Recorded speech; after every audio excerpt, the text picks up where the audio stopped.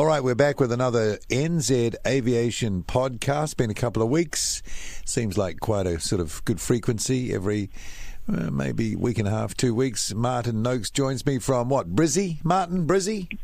Brizzy, yeah. Autumnal Brizzy. And we're going to hear those birds galahing off in the background again.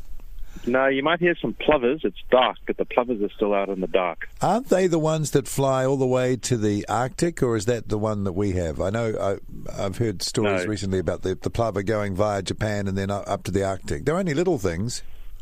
No, this is not. I don't think this is a real plover. Locals just call them plovers. And I think everyone wishes they would fly to the Arctic because they're noisy. All right. Well, actually, I shouldn't laugh. Not much to laugh about. We've got to start this podcast with the SuperJet crash at Moscow. My golly, what a horrible crash. That thing from all angles has been covered. We've seen that bounce landing and that incredibly hard second landing, and must have obviously put the gears through the tank, something like that. Have you ever seen video like that before, Martin? Wow. No, the coverage is amazing, isn't it? It's yes, it'll be very helpful to the accident investigators, perhaps.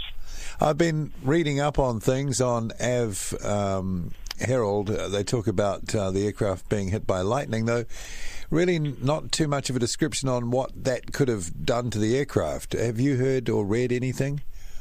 Well, the subsequent reports I've read have said that it wasn't lightning and that it was a short circuit in the wiring in the plane. Okay. Well, as of, what are we recording this on Tuesday evening? Right.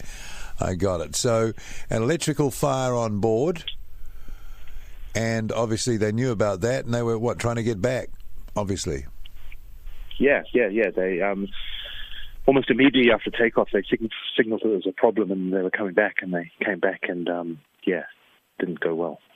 Yeah, so that initial landing that resulted in the bounce, it really didn't look that uncontrolled.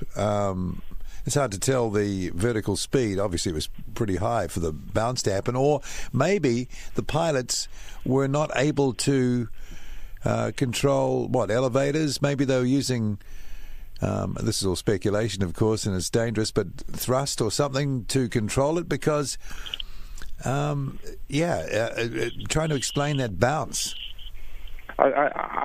Yes, there could have been issues. It's fly-by-wire. Maybe there was a certain loss of control. I don't know. But there again, if I was a pilot and the back half of the plane was on fire, I'd probably smash it down to the ground as soon as I could. Yeah.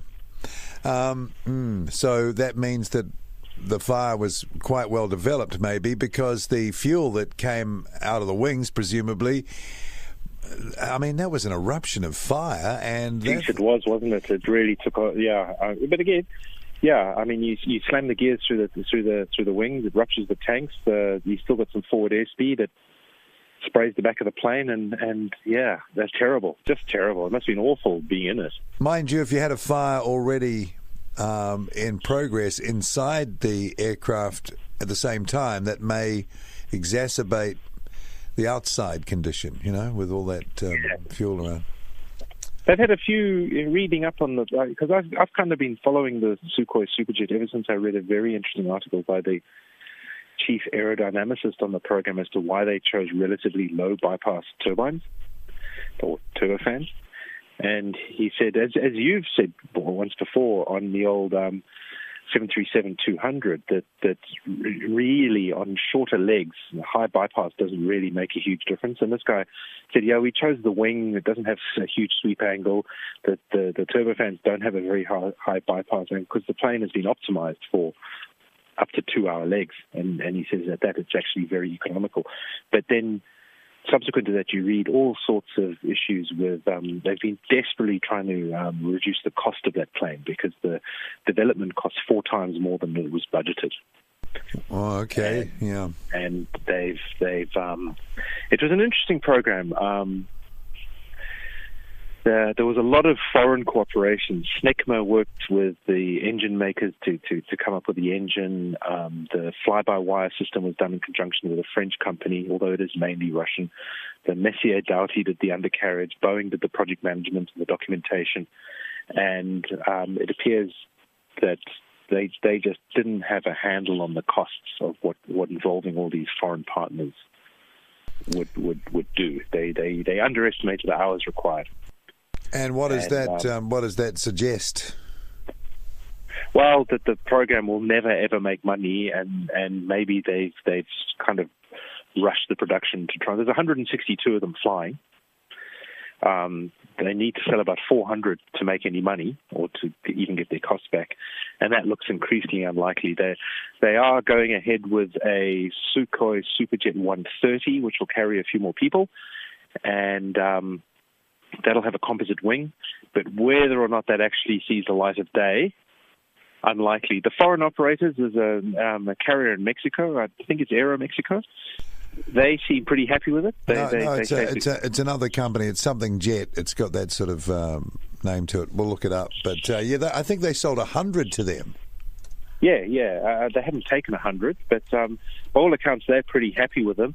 But the cost of support is, Sukhoi's basically had to put a whole team in Mexico to make sure that they're reliable. Yeah.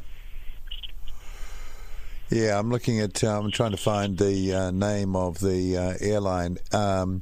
Oh, yes, here we go. Interjet. Okay, yeah, Mexican carrier Interjet. And I think the Irish carrier, is it CityJet, also fly them. Okay. Yeah, and sure. I read a report by the Mexican airline, and they said it's actually it hits the numbers. They're happy with it and everything, but the amount of support required from Sukhoi was quite disturbing because the other aircraft don't need that much specialized support. And remember, there was that accident early on in Indonesia on a promotional flight. I think 45 people were killed. It flew into a mountain. I don't think it was the fault of the aircraft, but it wasn't a good start.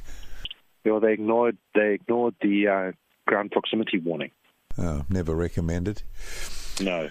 I guess they'll want to find out. The Russian authorities have opened an investigation. 41 occupants of the aircraft. That's 40 passengers and one crew dead. I guess that's because probably most of the crew were in the forward part of the fuselage. Yeah. Most people were probably in the forward part of the fuselage at that point. The flight data recorder, it says here, was exposed to intense heat and was substantially damaged. Specialists are dismantling the recorder and preparing the storage media for copying the data. Well, as long as the data's okay, I guess. Yeah. And there was criticism also, and I think there's video evidence of it as well. People departing the chutes with their personal effects, and I think that's been noticed by. And there's been some mention of that maybe that delayed the evacuation. But I mean, looking at those flames, if you're down the back of that aircraft for even a short amount of time, you would have been in a very bad situation, I'd say. Yeah. Anyway, okay, but let's move off onto that, and we'll stay with crashes, unfortunately. But did you see that video? There's one of the few mainstream media items of coverage into the 73 MAX problem, let's call it, nightmare, disaster, whatever word you want to use, on TV. I think it was one of the Aussie current affairs shows, and they were in a simulator, 737-800 simulator by the looks of things, but with looked like a legitimate pilot, showing the effect of this MCAS system going rogue. Wow, that showed you how terrible it must have been. Yes. So, yes, you get 5 seconds between MCAS reactivating and pushing the nose down 40 degrees for 10 seconds, while the pilots are desperately trying to go through a checklist which doesn't actually address the problem. Yeah, talk about snookered. Talk about checkmate, right? Yes, really. And it turns out the Ethiopian Airlines pilots were doing all that they could. You know what I mean? They were following the procedures as they understood them. Yeah, one thing I noticed from that simulation was that those time intervals, 5 seconds of disconnect followed by 10 seconds of the system reactivating and putting you back where you were, then another 5 seconds after you've disconnected it that it gives it back to you. Every time was not enough time to recover, so eventually you're going to hit the ground. Yes, especially when you're coming out of Addis Ababa, which is pretty high anyway, and the terrain's pretty high around you. Yeah. Yeah. I mean, there's probably, as you've said before, and other people are beginning to say now, there was an interesting article by an aviation legal expert that I read yesterday. He says there's probably going to be homicide charges. Yeah. Wouldn't surprise me. There's been quite a bit of coverage going around. I saw a Seattle Times piece a few days ago that was looking at why the board or the circumstances around the board signing off the project and the way it was going to be done. And a couple of board members who I think are ex-board members now who were there at the time. This is back in 2012, right?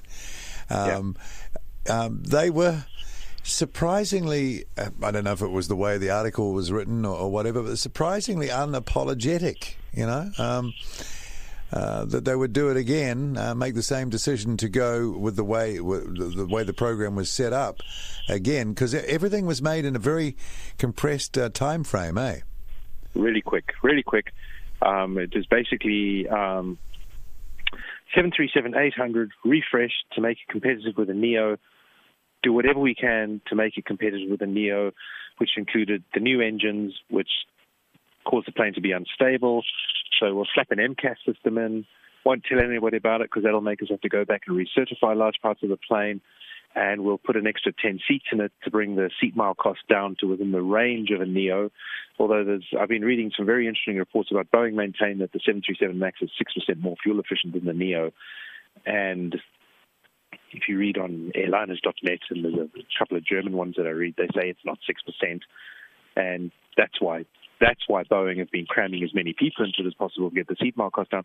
The total overall cost might well be below a Neo if you're already a large 737 operator, because they were they were saying the whole way through the development it's exactly the same as a 737-8.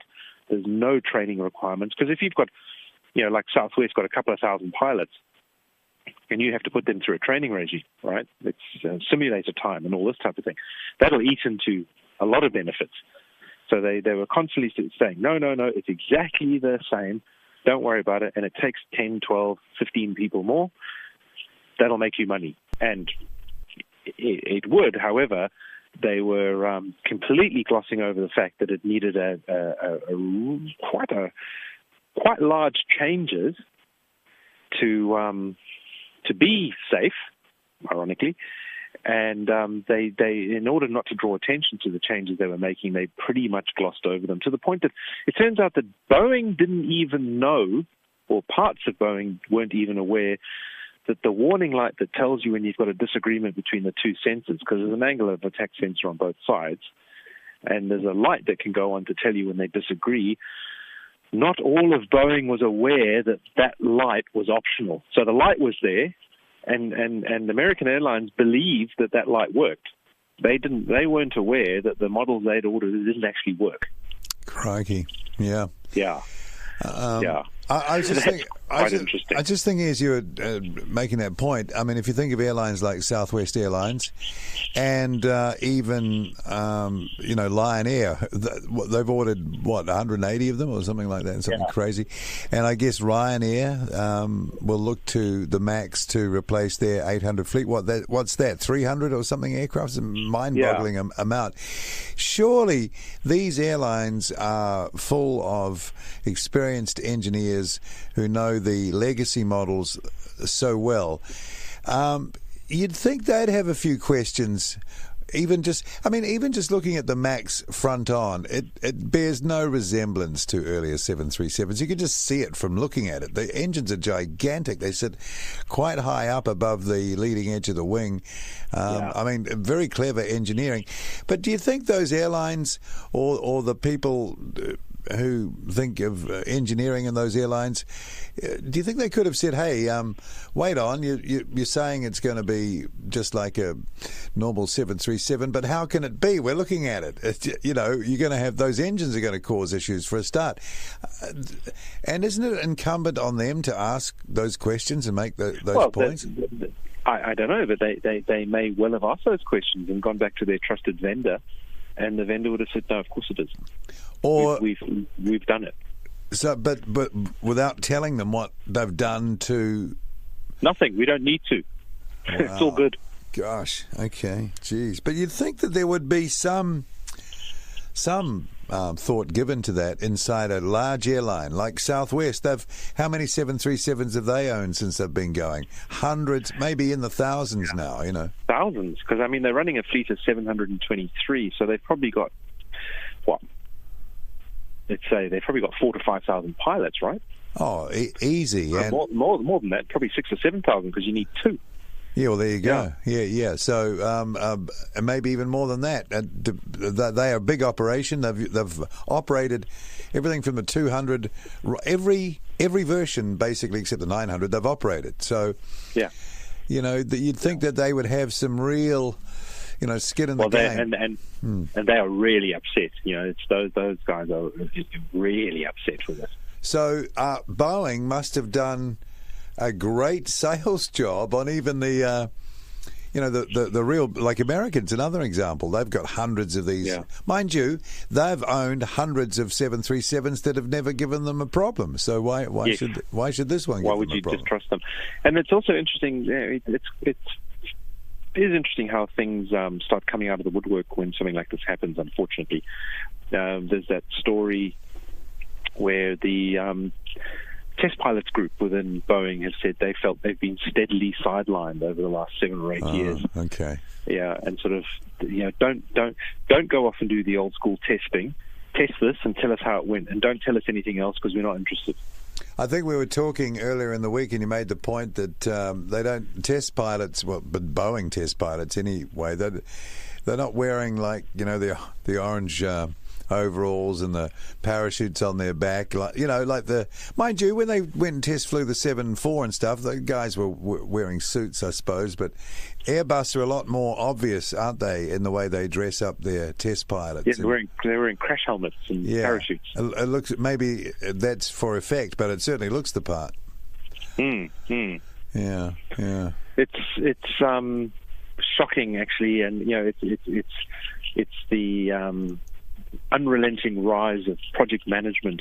As I was saying to someone else the other day, you work for an engineering company, and I worked for an engineering company in Germany that got taken over by a big multinational, and we went from being an engineering company supported by management to a management company with a few engineers that happened to make stuff, but that really kind of got in the way. Yeah. Well, that's a huge culture change, because I think Boeing, in the absolute heyday, were engineering driven. Absolutely, they all were, and then they moved the headquarters to. McDonnell Douglas performed that reverse takeover in effect. You had the McDonnell Douglas senior management take over. Yeah, how did that work? How did they manage to do that? That was very interesting. Yeah. There's books written about that, and then they moved the headquarters to Chicago. Yeah. The corporate headquarters moved to Chicago, and there's always been this and it's inevitable. To me, it seems to be inevitable with engineering companies. The once the management get the upper hand, and management's important. Obviously, management's important, but there tends to be a sort of backlash against. And I guess if you've got an MBA. Excuse me to all the MBAs out there, both of them. If you've got an MBA or you're management, it's nice to have one up on the engineers, because the engineers are always coming to tell you, we can't do this, we can't do that, we need more money. The naysayers, need more people, need more money. Need more analysis. More time. I get shot down in my work because I'm always saying, we need more time, we need more data, and what I do is not important. But I've often locked horns with people who said, no, just do it. And I said, well, I don't feel comfortable doing it because I don't think it's going to work. It doesn't matter; it just needs to work enough. Yeah, and we'll tell people what they need to hear. Yes. Yes. Yeah, so let's watch that space legally, see what happens, and if any heads roll. I wonder which ones will, who they're going to be. See, Air Canada came out today and they said, we think it's going to be on the ground longer than anticipated. Wow. Yeah, and they're all talking. Emirates now, the regional arm of Emirates, and Air Canada said, we're going to need a lot more compensation. I mean, Air Canada is saying, we've lost 7% of our summer capacity. Wow. Well, I see it's cost Boeing. I saw the $1 billion figure a couple of days ago, but that's just the start, surely. I mean, even locally, you've got Fiji Airways. They've had to bring in replacement airliners. Yeah. I mean, yes. Boeing, I guess, pays for that, but you imagine them having to do that with hundreds. That bill's going to go straight, and no matter how they pay it, whether they do cash or discounts, it's going to affect them for the next but then you years. say, hey, what I'm getting is an aircraft. This is this is what I'm going to be fascinated with. You've got carriers who have to accept an aircraft that may have a negative customer perception, and even getting it cheap with massive discounts may still be a problem. Yeah. Yes. They've got an uphill struggle to, which is why at the corporate level they're not admitting culpability. And there was that very insensitive tweet that came out about, I don't know, it would have been about 4 or 5 weeks ago, just after the accident. We're going to make a few changes to make an already safe plane even safer. Yeah, well, that's the way you spin it, and I guess they'll call it the Ultra or something. It just reminded me, I watched an interview the other day with Niki Lauda. Some guy Niki Lauda, and he was talking about the Lauda Air 767 crash out of Bangkok. Yes. And he said, he described the whole thing, got this phone call in the middle of the night, and they hadn't heard, I think it was his ops center saying, we haven't heard from the aircraft. And it sort of developed like that.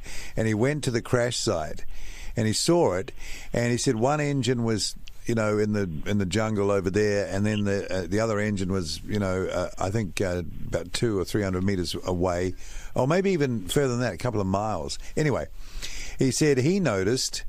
Well, first of all the locals were pillaging the bodies. My God! But he noticed that one of the engine's thrust reversers was deployed.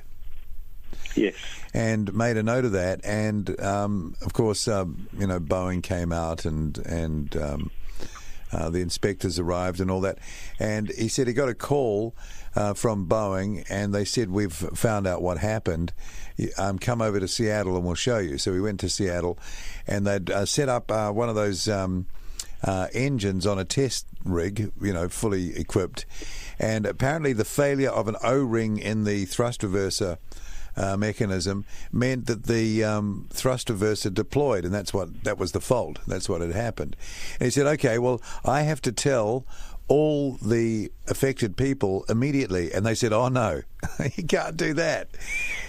We have to design. Basically, what he said is Boeing had to design the appropriate language to be able to announce it. And it would take 2 to 3 months. And he said, no, that's unacceptable, and sort of like monstered them, heavied them, and managed to get them to agree to write a preliminary thing, which he released, I think, the next day. But they were incredibly reluctant. It was all about preserving your image, and they basically had to put a news release out that, I guess, didn't absolve them, but described the problem, but minimized the perception of who it was to blame and all that sort of stuff. So they're automatically in that mode all the time, aren't they? The big corporates. Yeah. Denial. Yes, denial. Well, don't admit it. Don't admit it. And I think it's a shame, really, because no one. Everyone would hope things are perfect, but people are quite capable of handling that stuff happens, and I think you just make it worse by doing that. But surely a basic question would be that MCAS system. What if the angle of attack mechanism system breaks? It has before. Not too long ago. Look what happened to Air France 447, was it? No. I think it's worse than that. I think there's 416 instances of angle of attack sensors on Boeing's failing. Well, there you go. So, well-worn road.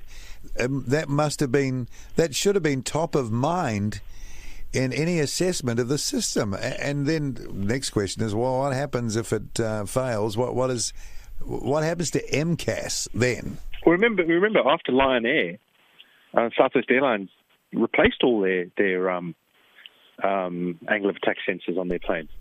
And that's when they found out, apparently, that the light telling you about the disagreement wasn't connected. Ah, right. Yeah, so they were already having these discussions before the Ethiopian Air accident, and apparently Boeing knew it was an issue a year before the Lion Air accident.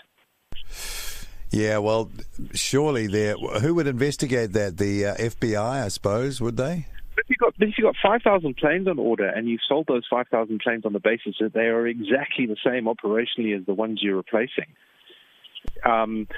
there'd be an awful lot of hand-wringing as to how that would be admitted. And when you've got a various fiefdoms across a large organisation, although there's a lot of people who want to do the right thing, if it follows its natural path, it's very easy to obfuscate and slow stuff like that down. I was watching a very interesting video. It's nothing to do with airplanes, Paul. There's this guy, and people listening to this might be interested. It's worth watching. He's on YouTube. He's a guy called Sandy Munro, and he's a crusty old Detroit veteran, a powertrain engineer, and he has a company called Sandy Munro and Associates. And this explains a bit of corporate culture. And what he does is BMW will give him a brief. They'll say, listen, go and grab the new Lexus, take it to pieces, tell us what they've done good, tell us what they've done bad, tell us what they need to improve, and then take one of our cars apart of a comparable model, do the same thing, and we'll compare these two things. And he's done that for the Tesla, right? And he's an old petrol guy, right? Petrol head. And he took the first Tesla apart, and he said it was rubbish. He said it's, from a body perspective, and he does reports, body, powertrain, and other things. So the first one he did was the body. And he took his Tesla apart. And he says, from a body perspective, it's actually not that good. It looks beautiful. It's super safe. But they've put a lot more metal in that body than they actually need to, as far as he can tell, right? Blah, blah, blah. But then he went into the rest of the car, and he worked out that, man, these guys are making their own seats. These guys are making their own coolant bottles. And it ends into a discussion that it's vertically integrated.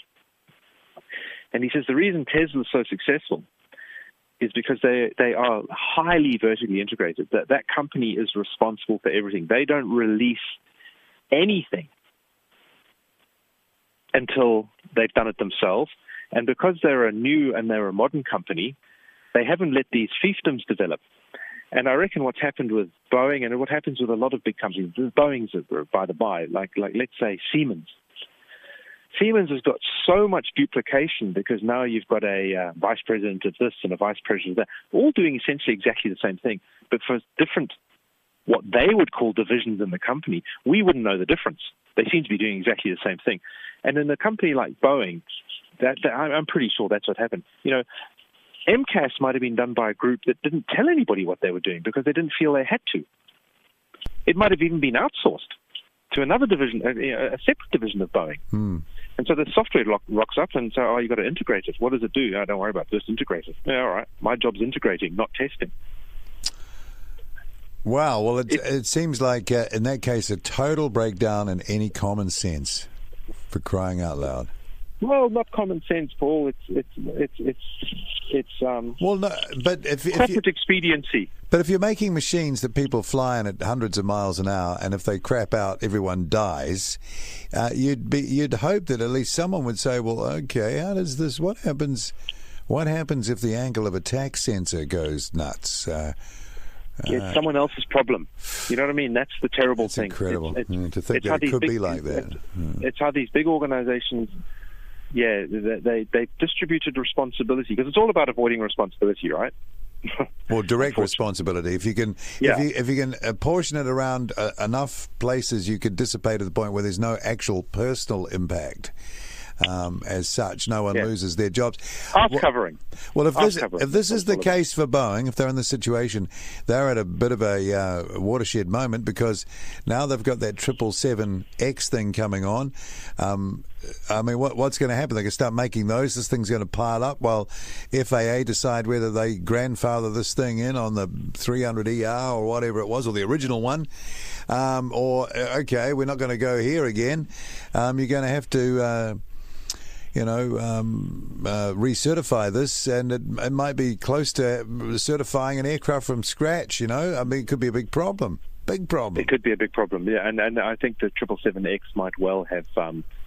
Yes, it might not delay the program significantly, but they might have a lot more people looking over everybody's shoulders. Well, because it's not a bad thing. Because it's fly-by-wire fundamentally, it's probably software management within that system is a lot easier, you would say, to integrate, right? Because what they're trying to do is make a manual aircraft, like you were saying early on, and overlaying it with some sort of pseudo, alpha floor protection sort of concept that.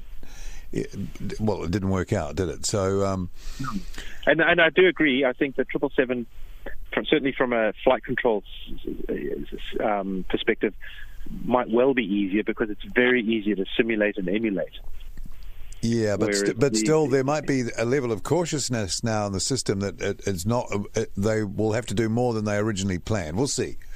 And it also comes down to the major mechanical differences. So, okay, it's got a carbon fiber wing that we're grandfathering it on the old side. So, hang on, guys, that's a completely different wing. No, we'll have to check it much more. What happened with the 747-8? Did they? Because that's a whole new wing. What did they have to do? Well, they didn't have an accident. Yeah, but did they have to? What sort of recertifying on a new wing did they? No, I think it came in under the 747 general type. It's a completely different wing. Yeah, but the 747-400 was completely different from the 200, wasn't it? Well, not really. The flap system was 8 wings. Oh, okay. Anyway. All right. Well, that is a developing story. Hasn't gone away yet, and it's anyone's guess as to when they will be flying those Maxes again. Let's come back home before we talk about Air New Zealand and China, which will probably get us talking about trade setups. Bearing in mind don't we have a free trade agreement with these people, but trade relationships in general. I want to start with this story. It's reported today. Woman removed from Air New Zealand flight after failing to comply with crew instructions is the headline in Stuff. Now, just bear with for a few moments. Police had to remove a woman from an Air New Zealand flight in Wellington after she reportedly refused to watch the airline's safety video. I wonder why. Air New Zealand said the woman was removed from the flight at Wellington Airport after delaying the aircraft's departure to Auckland. The plane had to return to the gate after the passenger failed to comply with crew instructions. A police spokeswoman said police were requested to meet the passenger at the airport Tuesday morning. They'll receive an infringement notice under Civil Aviation Authority rules relating to the use of a cell phone. And a passenger on board the plane told News Hub the delay was caused by the woman refusing to watch the safety video before takeoff. There's a quote here from the passenger. I have to say that if watching the safety video is so crucial and you can be escorted off the plane, maybe Air New Zealand should stop making Rachel Hunter ice cream ad safety videos, the passenger said. Well, there is that. Just make a short video that's compulsory to watch and let people know if they don't watch the video, the police will come and take them away. Well, that sounds overly officious. And you know what? I think that sometimes flight attendants can get a little crotchety because the last thing they want to see most days is people, probably, particularly towards the end of the day. And you've got to be careful of the optics of this. I wonder if the use of the cell phone was the passenger in question videoing the event, or making a cell phone call to someone saying, hey, who knows? Or maybe, if you're gonna chuck people off the plane, especially those domestic flights, for not watching the safety video, most Air New Zealand flights would leave it 2/3 empty. Well, that's what I say. This is an officious sort of response. And again, Air New Zealand, be careful. Yeah. Yeah, because I know I'm actually quite surprised at how many people just carry on reading their iPads and that.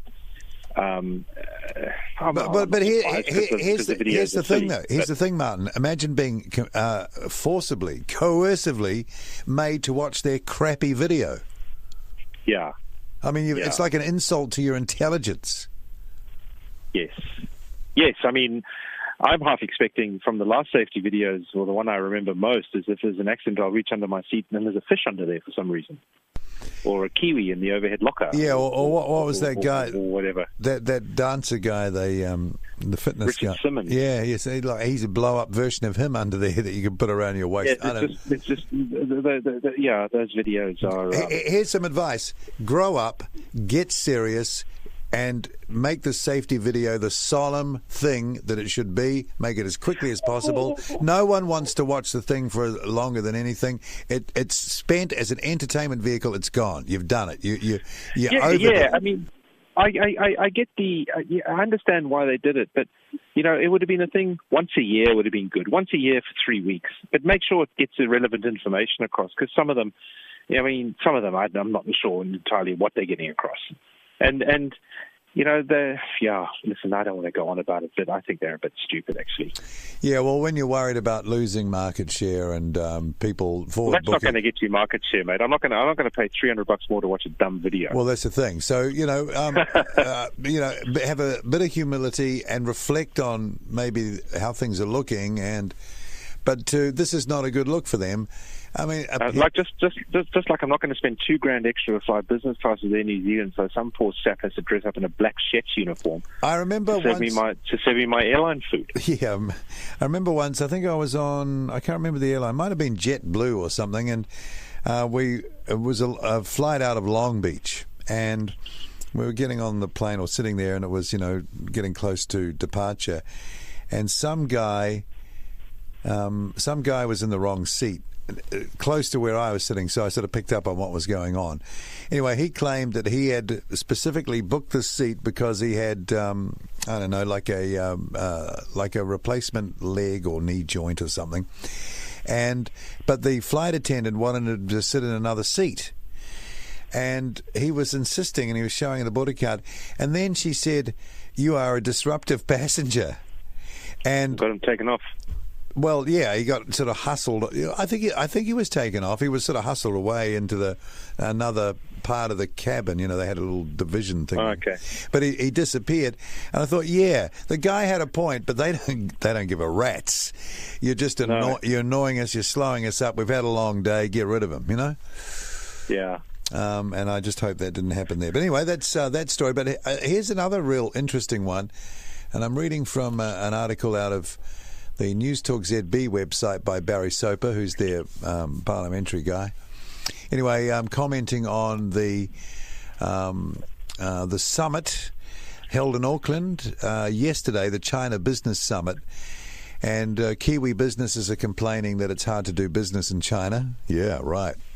You only just discovered that.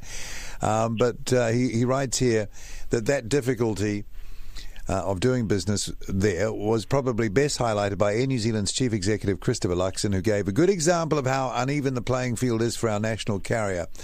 He says they're forced to contend with what is an oxymoron, asymmetric competition.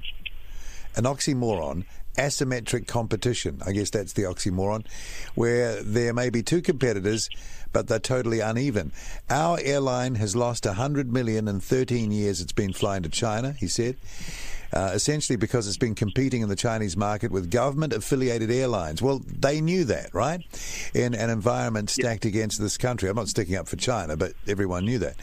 And obviously he's saying the large-scale businesses can afford to run at a loss flying here, where he says they have unfettered access.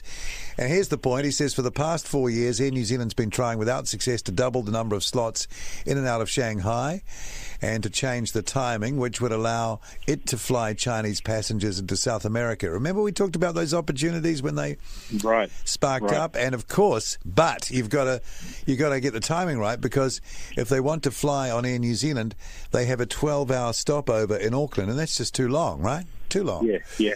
So now we have a free trade agreement, And I see that just in the last day or so, Trump has, or it looks like the Chinese have reneged on paper, signed off concessions in their trade negotiations, actually welched on the deal, and he's putting up tariffs to 25% Friday, I think, their time. I mean, I wonder if we should be doing this sort of business if it's not reciprocated. How come all of their airlines can fly in here, no problem, unfettered, like Luxon says? He's got a point. And then they make it difficult for us. Yeah, well, a free trade agreement between New Zealand and China is like a barnacle on a whale, really, isn't it? They don't really care. Well, in that case, you say, well, what's the point? But maybe there's more for us to gain in other areas, and our carrier takes a hit. But, I mean, it's a smart move going to South America, and Asia is a potential source of passengers for that. But you can't have them sitting around for 12 hours. No, you can't. But, yes, well, maybe they want New Zealand to dance a little bit more to their tune, and they might give them a few slots. But it's difficult for China. In China, the airline and most industries are an extension of the state, right? And China might be saying to the New Zealand government, "Well, lean on your airline to do more for us," and New Zealand might be saying, "Well, we can't. It's not our airline. We can ask them, and they can decline." Well, no. This is another point. Luxon saying that he wants the government to get in there and put a bit of pressure on. And the Barry Soper, who wrote the article, is saying that, and I agree, it seems fair enough because we own 53% of that damn airline. You know. Well, but they pretend not to, eh? She apparently, it says here, there's the bird. Jacinda Ardern goes through with her dismissing it as an operational issue for Luxon. No, it's a international trading issue. Yeah. Yes, it is, but if they decide it's an operational issue, that's an operational issue. Suck it up. I mean, if you were the Prime Minister, what's wrong with picking up the phone to Li Keqiang? I like that. It's got the sound of money. And say, hey, listen here, man. Hey, we've been trying for how many years to get these slots in Shanghai? We got 53% of this airline. We're not happy. Okay? We're not happy. I remember it would have been about 10 years ago when China, in New Zealand, announced all these. They were going to fly to Beijing. They were going to fly to Shanghai. I think they were going to fly to Hainan or one of those other cities. And you're just thinking, really? Why? And now they spent 10 years or 13 years and lost $100 million. You got to say, well, at what point are you going to stop? Because you're just chucking good money after bad. Well, or you go back to the government, your shareholder, and say, hey, how about a bit of compensation here? We're flying the flag. We're getting an unfair deal. You're not helping out. Yes, well, maybe there's that as well. But surely a business sort of said, we're losing money on this, we're going to stop doing it. And then the government might have said, oh, well, we really want you to fly to China. And he'd say, well, fair enough. We will fly to China. This is what it's going to cost you. Yeah, it's going to cost you this. The other thing we could do is we could say, okay, we'll only let Chinese carriers come in at the frequency and on the least convenient slots at the ratio that you let us go in. Unfortunately, China can then say, well, we're going to cut our milk purchase from New Zealand by 1%. This is where I don't know if it's a good idea. But anyway, that's for another day. Yeah. But if you can't, if you can't even get your national carrier with just a couple of extra slots, come on, that's all it is. Well, this comes back to the discussion we've got to have in another show about the use and purpose of so-called national carriers anymore. But anyway... Well, keep putting that off. No, but we do, don't we? We've been talking about this for a few things. But here's the thing. If you've got a national carrier and it has a legacy of, the way it came about and evolved, and it is part of the fabric of who we are, of a nation, and it's been a nation-building thing. That's why I'm so into the other thing. And you own 53% of it, and that Koru, and every time I get on the plane, it's like I'm in New Zealand already, that sort of thing. Then you use that instrument, you use it in a smart way. I agree. Or don't have a national carrier, or don't worry about or stuff don't like have that. one. And if I mean, I know nothing about negotiating with the Chinese. What do I know? But my gut tells me that if I've got that, when I'm in the room trying to negotiate these things, and I've got that entire legacy. Hey, Chinese people, we were flying way before you. Okay, Well, it didn't come down They might dispute that. They might have had a guy flying around on a dragon-shaped kite in the 16th century. Well, yeah, okay, maybe. But the thing is, we're not Johnny-come-latelys. We sit here with skin in the game, with heritage, man. We pioneered long routes like you wouldn't believe, way before. Yes. So, yes. Don't think you got some sort of schoolboy or girl at the table here. No. Well, you kind of do. Yeah, Air New Zealand's done fantastically, and it has been a nation-building, company. It's been of immeasurable value to New Zealand, but at the moment they're selling a lot of milk into China, and if the Chinese turn around and say, we'll buy our milk somewhere else. That's the problem. That's the problem. There's no Chinese walls. No. There's nothing to keep those things separated out, and that's where you can't go crazy. But you would expect some sort of advocacy. Like I say, a couple more slots at Shanghai. It's not hard. It's not a huge ask. No. It's quid pro quo, and we've got a free trade agreement. How's about you give us a useful slot? Otherwise, we're going to have, issues of fairness this end, which we'll have to do something about. I mean, you can't just bend over and take it. Come on. Well, that comes down to many things with China, though. So, I have no issues with Chinese citizens going anywhere and buying a house if they feel like it. But I often think that I'd like to go and buy a flat in Beijing. Well, it's not reciprocated. This is the problem. It's not that often, actually. Well, but the reciprocation seems to be an issue. I mean, I understand also that the two different cultures here. Yeah, I get all that. But, hey, if you're going to have a close relationship, free trade deal, obviously tourism's part of what we do. We've got an airline that's been flying long routes for longer than anyone can remember, almost. Come on, No, you're right. We want to be able to depart out of there, 7 hours earlier. Is that okay? Come on. For some reason, they don't seem to want to do it. No, because they don't want us to have the business, probably. Yeah. And those Chinese airlines, actually, in inverted commas, they don't even choose the aircraft they buy. No, it's bought centrally. They're bought centrally and apportioned out because the Chinese government wants to play the major constructors, manufacturers off against each other. It's not real. It's not a real business. A lot of them run at a loss. Basically, New Zealand's in a tight spot because China is having a rough time with the US. China will be saying to New Zealand, "We've got a free trade deal. We've got all this stuff. Which side are you on?" That'll be what's going on at the moment. And I know it's a tough situation for the government people to be in. I get that as well. But New Zealand should stop flying there then. So, unless we're making money, let's just stop. Well, that's the thing. Pull out. Yeah, and start making slots difficult. But Air New Zealand doesn't sell the slots, you see. It's the Auckland Airport Company, which makes quite a lot of money, and I don't think they give a rat's ass who they sell slots to. Well, the government can easily say, okay, we're going to change the regs again. We're going to start. We're going back to we're going to go to a slot allocation system again. The funny thing is they could. The government stepped in to stop Emirates buying a chunk of the airport, didn't they? Wasn't it Emirates wanted to buy the airport? They wanted to buy half the airport. And I think that would have been that would have been one of the sales I would have supported. But anyway. Yeah, that would have been I think that would have been a very good sale. Yeah. Yes. Anyway, so. In New Zealand. Yeah, anyway. Yes, exactly, anyway. I think New Zealanders need to go a little harder sometimes. That's my gut. We need to be sometimes we need to be a bit brutal in a nice, respectful way. But, it's like, oh my God, we made a sale. Oh, we're not worthy. We're not worthy. No, we're totally worthy.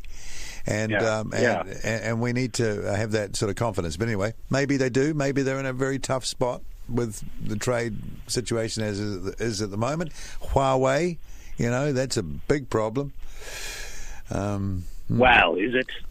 It's that whole 5G thing is very interesting. It turns out that The Americans have adopted a 5G standard, which is not the same as the rest of the world. There's no American company that supplies the switching gear that supports the standard that the rest of the world has embraced. There's a Chinese company. There's 2 European companies. I think there's a Japanese company. There's no American company that supply it. And so the Americans are getting all bent out of shape because one of the biggest suppliers of this new 5G technology is Huawei. When I say biggest, the Europeans are pretty big as well. And they don't want, they just don't want people to buy Huawei. They're all upset about it. The British. Well, I see the defense minister got fired for allegedly leaking details from a meeting over Huawei, and he says it wasn't him. Theresa May just kicked him right out. There are problems behind the scenes. Yeah, no, there was an interesting article last week. I think Bloomberg, an American mouthpiece, perhaps, had this report that Vodafone Italy, they have Huawei equipment, that there were backdoors installed, and it was actually Vodafone came out and said, no, there's no backbone, there's no backdoors installed. It's all rubbish. There was a port left open, which we opened to allow external engineers access into the system, but we've shut it now. And there was no back door that we can ascertain. GCHQ, the British, what we call it, spying agency, they reckon they've analysed the Huawei equipment, and they say we can't find any back doors into the system. And they say, even if there are, we run it in such a way that we would detect any traffic going in and out. But there's backdoors in the regular phone system. Well, of course, that's the ridiculous situation, and I mean everything is hackable. But they can turn on your microphone, they can record your conversations. NSA, from what I've read, archives every single electronic pulse signal, whatever. And I mean, you don't need backdoors in telecom switches, and you got Facebook. Yeah, well, that's right, and people type it all in there. They do it for you. Yeah, it's awesome. Anyway, so I think it's probably, we don't see the at the surface layer. We don't see everything that's bubbling along underneath, and it sounds like things are pretty tense behind the scenes on the trade front. Anyway, and we'll be caught up in that somehow. Have you seen have you looked at Rami RC's YouTube site? Martin, the guy makes the.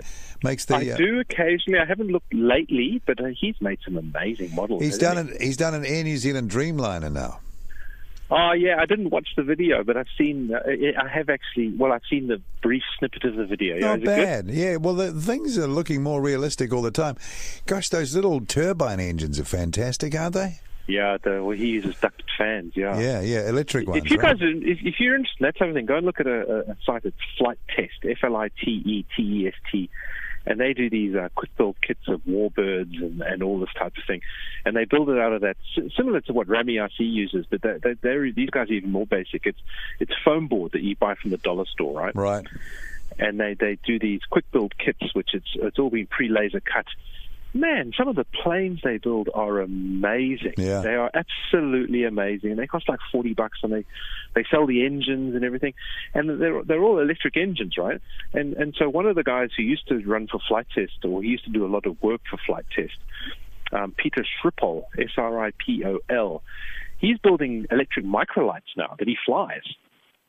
Great. And they made out of like core flute, and he welds together a steel frame, but the surfaces on the previous one was core flute. You know that plastic core flute bag that they make the mail trays out of? Oh yeah. Wow. Yeah. And he's flying around in it.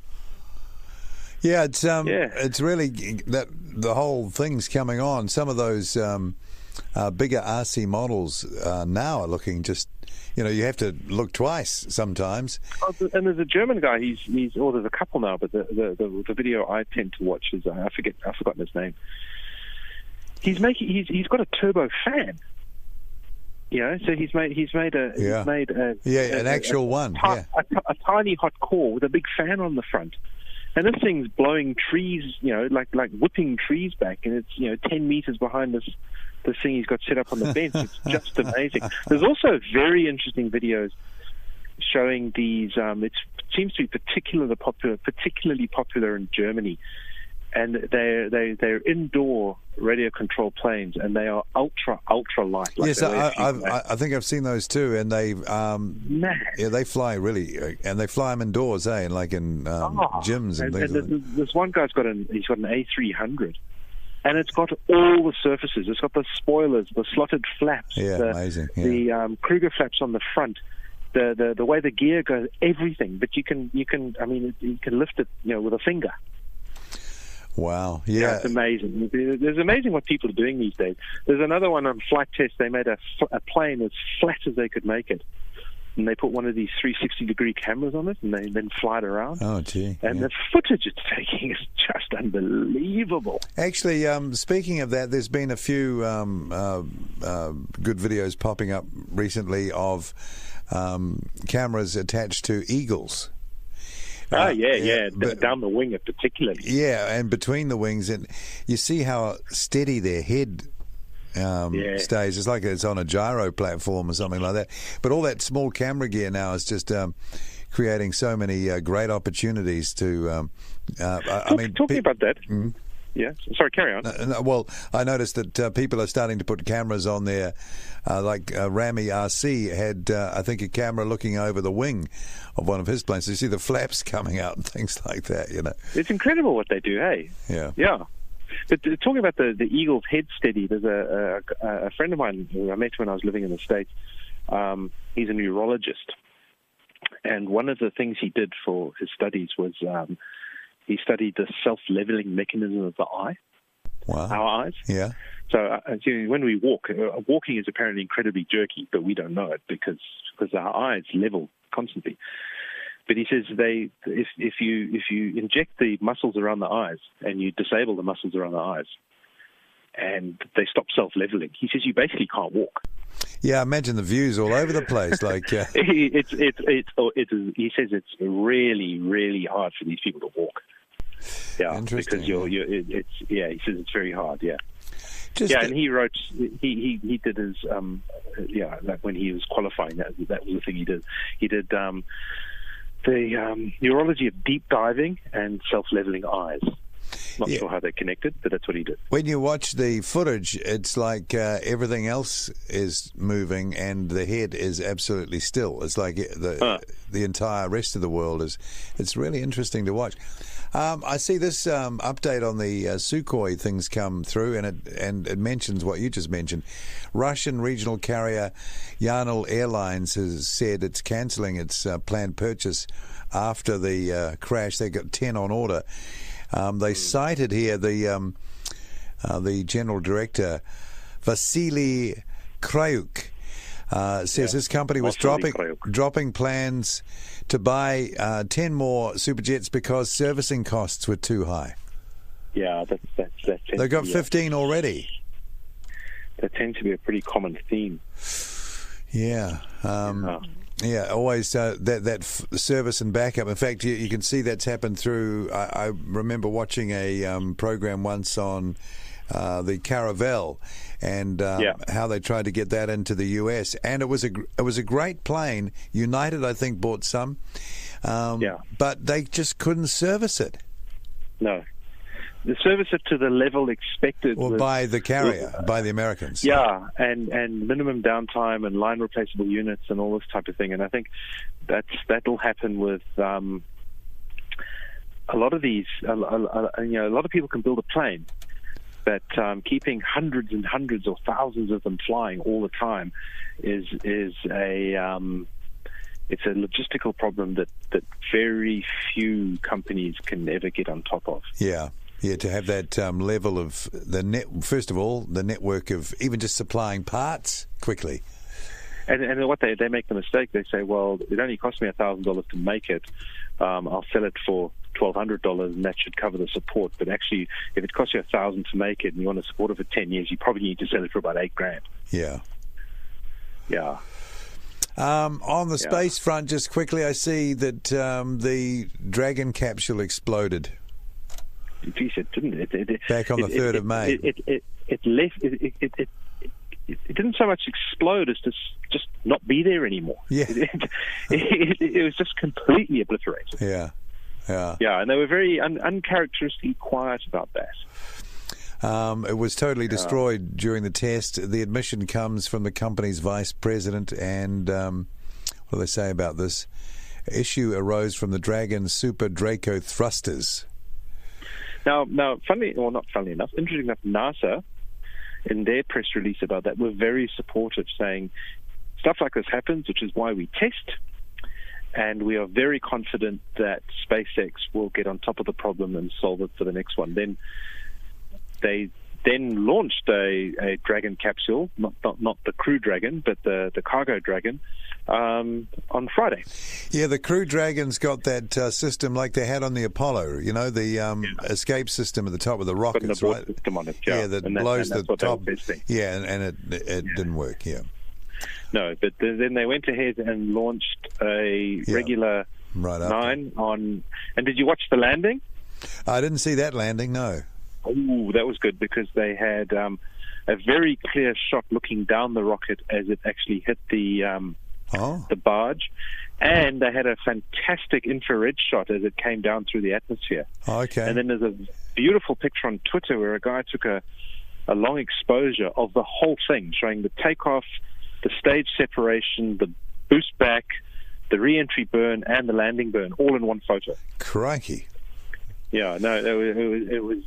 I must admit, I'm kind of addicted to watching those launches. I try and watch as many of them as I can live. And I think the Blue Origin was launched within the night. The little one. I watched that, and that came back down and landed okay as well. Yeah, New Shepard. But that booster that came back on Friday at SpaceX, that's the 39th one. And another interesting fact is NASA had a vested interest in this one because they've bought the next 2 launches off that particular booster. Okay, so that's the actual hardware right there. They're saying we want to fly that another 2 times. Crikey. That one. Yeah. So it shows you how things have changed. I mean, that just blows me away that they land those things. SpaceX, again, is what, talking about Tesla before, is that a vertically integrated company as well? Yeah, done the whole thing, They 3D print, I see, the combustion chamber of the rocket. Yeah, okay, so it's the Super Draco. The one that blew up. Yeah, and it's 3D printed. Yeah, well, they'll probably stop doing that. Liquid-fueled abort system, and they say, the article here I'm reading says that's unusual. Yeah. So they'll probably go back to welding soon. Yeah. But anyway, plenty of activity in space. We might even get to ride there before we're done, Martin, at this rate. Unlikely. Well, you never know. I guess what's Branson's thing, Spaceship One, he's talking about that coming down to the 20K price range as they go on. Oh, yeah. Rather than now. But anyway, okay, has anything... I should bring our birds home, just quickly. You should. Okay, so I can't say too much because I don't want to get in the way of work in progress at the Brazilian end, but our effort to have this court decide on the DC-8 has become a bigger picture thing now, and it's going to involve more derelict aircraft sort of piggybacked on this effort around the country than just ours, Martin. So we hopefully have precipitated, is that the word? You're an agent for change. We're an agent for change, and that's a good thing because that brings the pressure way more to bear on getting this done. And I'm not going to make any time frame calls because I actually haven't done that, but I've always said it, not too far. But that whole thing shifted gears, and what that means if this all comes off is that there's a lot of bargaining power with officialdom in Brazil to go to next level. So that's interesting. And we've also found out that right next to the DC-8 is a fully equipped still 737-200. So obviously all the parts, I mean, putting the big picture together here, all the parts you need to put on the airframe, the original airframe that we're after, that's in North Carolina, that is missing everything, including flight instruments, is sitting right next to one of the planes we want. So that's a very cool thing. That's very cool. So what? It's complete.